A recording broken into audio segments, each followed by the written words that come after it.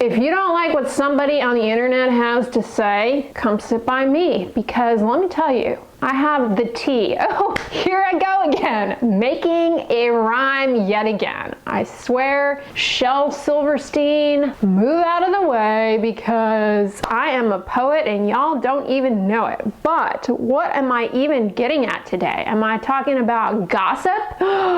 No.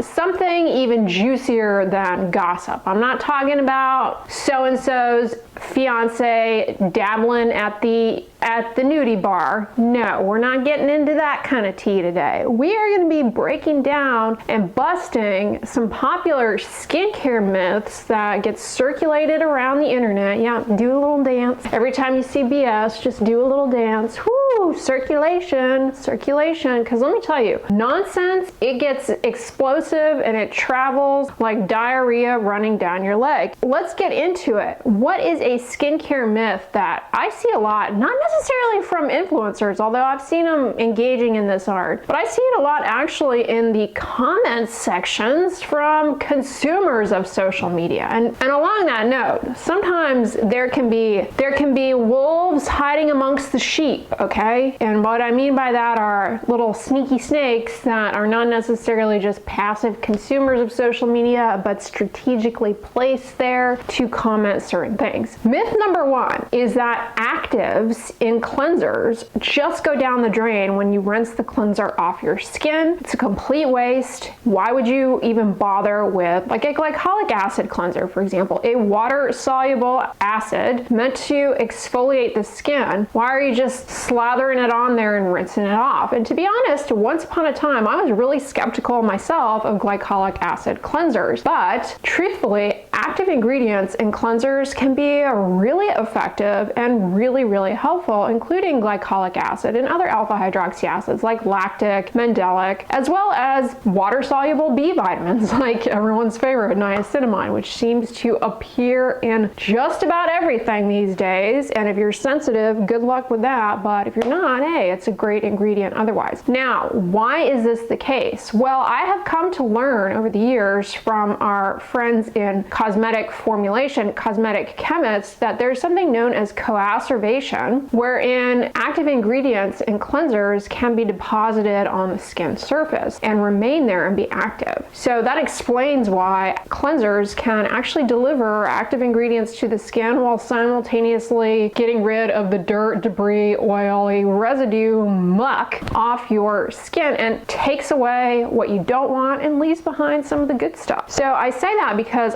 in my opinion, specifically with the glycolic acid cleanser, I think it is a really useful way to introduce a gentle form of exfoliation on a daily basis if you tolerate it. It's a good option for helping to hasten the clearance of hyperpigmentation and smooth the skin surface. So in short, yeah, actives and cleansers, they certainly can be very effective. They aren't just rinsed down the drain. Myth number two. I wrote these down because I tend to forget what I even plan to do when I sit down here, and I'll just ramble. Myth number two is for those of you who have rosacea. Rosacea is a skin condition where, you know, you have flushing, blushing, redness. You get these little pimple-like bumps. No comedones, no blackheads and whiteheads. But a real problem with rosacea is that you have a heightened sensitivity to stuff that comes in contact with the skin. It burns, it stings. I mean, everything from just a basic moisturizer can really aggravate the rosacea. So there's this idea out there that people with rosacea should never, ever, ever use a topical retinoid or a retinol or retinaldehyde. And this is not actually true. While these ingredients in general tend to cause irritation in the beginning, which can be way too much for someone with rosacea, retinoids like tretinoin, adapalene can actually be very helpful if tolerated for rosacea. They have anti-inflammatory effects. They can help reduce the formation of those little bumps, and importantly, with consistent use, they can improve barrier function, ultimately reducing skin sensitivity and flare-up. So check out my video on how to introduce a topical retinoid or retinol or retinaldehyde. Retinol and retinaldehyde are the cosmetic forms. How to introduce those into your skincare routine to completely minimize the risk of irritation, because I give a lot of strategic tips in that video. All right, the next one is one I've debunked a million times before, but I have recently seen it resurfacing with a firm belief amongst people who are reacting to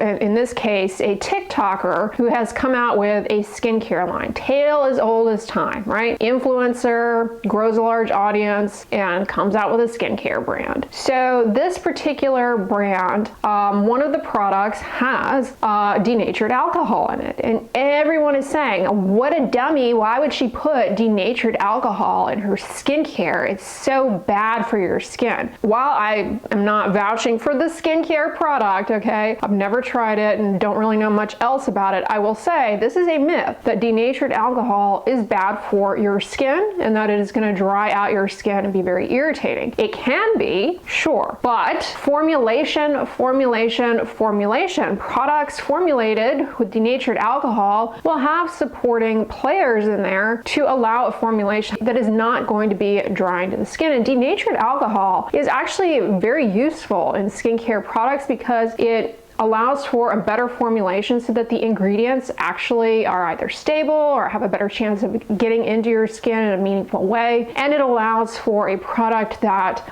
maybe has a better feel to it, is not as greasy, has more of a quick dry, non-filmy appeal to it. A lot of, for example, gel vehicles will have denatured alcohol. It's not a guarantee that the product is going to be drying. You know, a lot of people remember those old school toners like Sea Breeze that were really alcohol heavy and not really formulated to help hydrate and moisturize the skin. They were made with the intention, I assume, to dry people's acne out. Since gone away from that, but just because it has denatured alcohol does not mean it's going to be a bad product or it should be dismissed. Along those same lines, similar commentary I've seen in this reaction to this new line is that one of the other main ingredients, like a first ingredient, is water. So people feel like, oh, I'm getting a product that is just watered down mostly. Like, what a complete BS. And I gotta tell you guys, water is really, really important in skincare, and having water as the first ingredient, you need to get over this false belief that it makes for a product that is just diluted down, because water is necessary for the vast majority of skincare products to even be formulated. The active ingredients, they don't just come in cream form. They're usually powders, and so they need to be reconstituted in water. Not to mention, water is essential for allowing for a product that's going to spread on the skin. You can't just take the powdered form of these ingredients and rub it all over your face. What kind of wacky skincare routine would that be? So the water is really important, and like denatured alcohol, it also will facilitate penetration as well. So really important ingredient, and don't just assume a product is watered down or bad or going to be too drying because it's got either water or denatured alcohol. And then the other myth or misunderstanding, query, I should say, that I see a lot is people are worried that they need to wait a certain amount of time in between skincare steps, whether it be their toner, their serum, their moisturizer, their topical retinoid, their tretinoin. They need to wait, they need to allow these steps to dry, and you don't need to do that. You don't need to do that. There are, of course, a few caveats. Caveat number one is that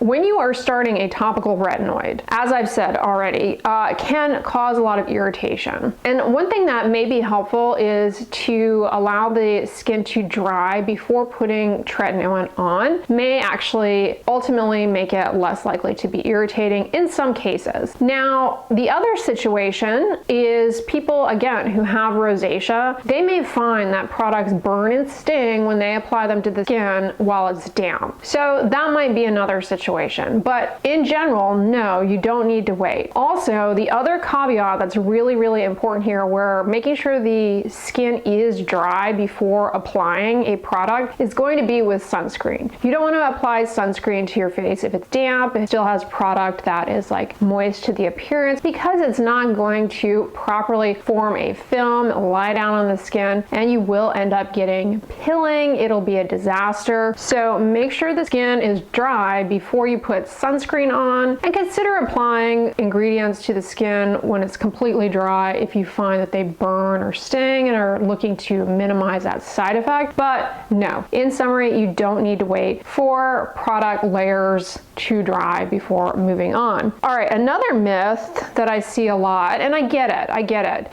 is that petroleum jelly, one of my favorites, Vaseline, right, is not an adequate moisturizer because it's not hydrating. And I get where you're going with this, because petroleum jelly doesn't have humectants per se, like hyaluronic acid, glycerin, things that are found in a properly formulated moisturizer. So upon application of petroleum jelly, you're not necessarily going to get that wow factor of plumping of hydration. However, it's a myth that using petroleum jelly as a moisturizer will be inadequate for improving skin hydration, because petroleum jelly is like the absolute best at reducing transepidermal water loss. The subsequent result of that is improved water content. And petroleum jelly has really good substantivity on the skin's surface in comparison to pretty much any other ingredient, meaning it stays on really well to allow for reduced transepidermal water loss. So it can be a very, very effective moisturizer, and it is one that is recommended a lot for certain skin conditions where you might be sensitive to things. Personally, as an atopic, I frequently use petroleum jelly all over my arms and legs, and it is a game changer for flare-ups for me personally. And the last myth that is really, this one's really important. It could potentially save your life, and that is, I'm going to take supplemental vitamin A for my skin. I'm going to take it because it's going to help with acne and it's going to have potentially anti-aging benefits. Why would I want to take that big pharma junk, isotretinoin, Accutane, with all of those side effects, when I could just take good old natural vitamin A and have the same effects? Vitamin A is actually good for your skin. It's actually very important for your skin, period, point blank. However, it's the Goldilocks effect. Too little, skin disease, harmful for health. Too much, skin disease, harmful for human health. But truthfully, there is some evidence that supplemental vitamin A can actually be helpful for acne. The caveat being that in contrast to isotretinoin, the drug, the big pharma, the half-life of retinol from a supplement, for example, is so much longer. 12 days it stays in your body, as opposed to isotretinoin. The half-life is roughly 24 to 29 hours. Not only are you not being monitored for adverse side effects when you decide to take a vitamin A supplement and it's building up and building up and building up in your body, but it takes forever to get it back down, even longer than isotretinoin. And the side effects of supplementing with vitamin A, same as the side effects of isotretinoin. It can dry out your skin, can dry out your lips, it can cause eye dryness, and it can cause liver damage, as well as a whole host of other really serious health effects, but more likely with supplementing with vitamin A. Not to mention, also, it's a teratogen, meaning if you are supplementing with vitamin A and you get pregnant, that can cause really, really, really serious birth defect. Again, no one is really monitoring you or keeping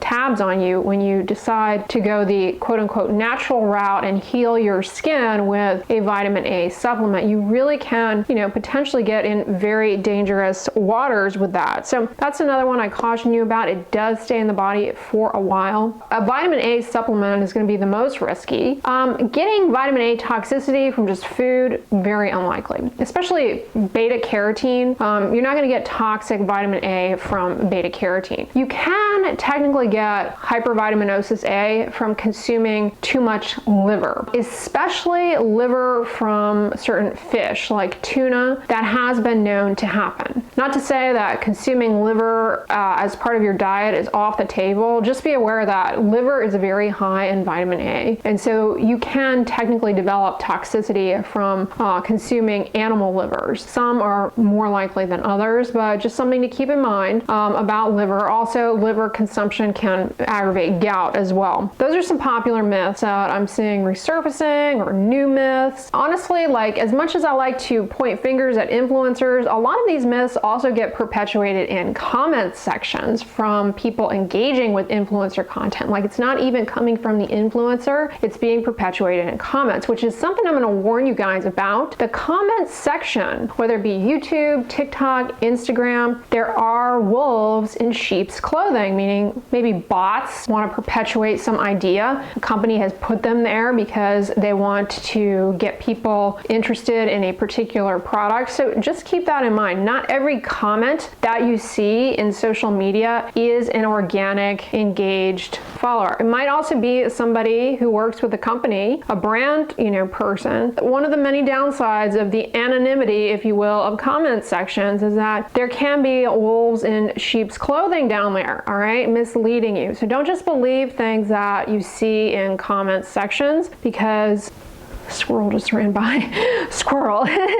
All right, y'all. Speaking of myths, on the end slate, I'm going to put my recent video all about this issue with eye creams and milia. I do a deep dive there where I go into some of the more common reasons to have milia. So check that one out next if you missed it. But if you guys like this one, give it a thumbs up, share it with your friends, and as always, don't forget, sunscreen and subscribe. I'll talk to you guys tomorrow. Bye.